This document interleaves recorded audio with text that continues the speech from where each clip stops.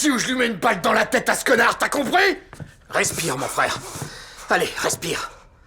Est-ce que tu sais qui c'est?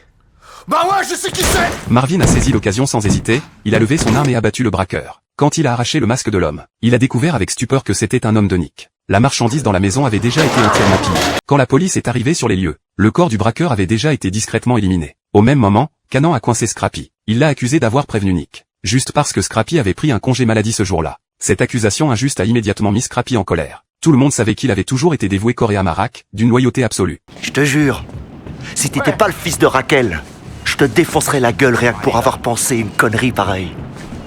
Scrappy a répliqué sur le champ, lui disant de retourner sagement à l'école comme un bon élève, et d'arrêter de jouer les durs dans le monde cruel des adultes. Humilié et furieux, Cannon s'est soudainement jeté sur lui, mais Scrappy l'a mis au sol d'un seul coup de poing. Le sang sur son visage a fait perdre tout contrôle à Cannon. Il a projeté Scrappy violemment contre le mur comme un fou. Au moment critique, les sirènes de police ont retenti. Les deux ont été embarqués au poste par les policiers. Comme l'inspecteur Howard a toujours été amoureux de Rack, il prenait toujours particulièrement soin de Cannon. Mais quand il a vu par hasard que Cannon était né en août 1975, le cœur de Howard a fait un bond. Il a immédiatement sorti le dossier du père officiel de Cannon. Il a fixé intensément la trace de sang laissée par Cannon, plongé dans ses pensées. De l'autre côté, Rack est allé voir Scrappy en personne. Scrappy, tremblant de peur, était terrorisé. Il pensait qu'elle venait se venger pour Cannon. Mais Rack voulait simplement lui parler calmement. Juste après, Scrappy a rencontré Nick en secret. Il a mis carte sur table, révélant ses atouts et ses ambitions. J'emmerde Raquel.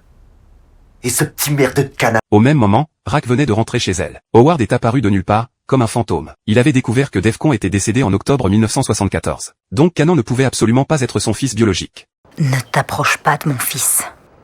Tu m'as caché cette histoire. Tu me l'as cachée et tu le nieras, mais aussi vrai qu'on est là tous les deux à se regarder dans le blanc de l'œil, on sait l'un comme l'autre la vérité. Kanan est mon fils.